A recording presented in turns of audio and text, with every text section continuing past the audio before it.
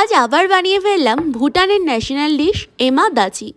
যেসব দিনে বাড়িতে ভাত থাকে কিন্তু ভাতের সঙ্গে পছন্দ মতো তরকারি থাকে না, সেই সব দিনে আমি এটাই বানাই।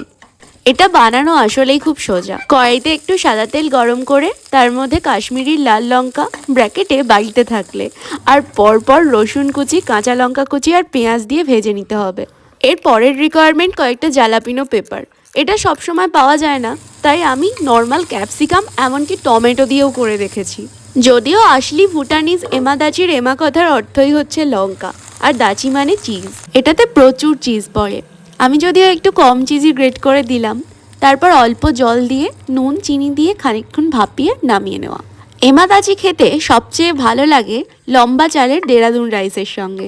এমনি নর্মাল ভাতের সাথেও খাওয়া যায়। আর এর উপর দিয়ে যদি একটুখানি অরিগানো আর কাশ্মীরি চিলি ছড়িয়ে দেওয়া হয় তাহলে তো টেস্টটা আরও একটু এনহ্যান্সড হয়। So let's make and enjoy this ema দাচি।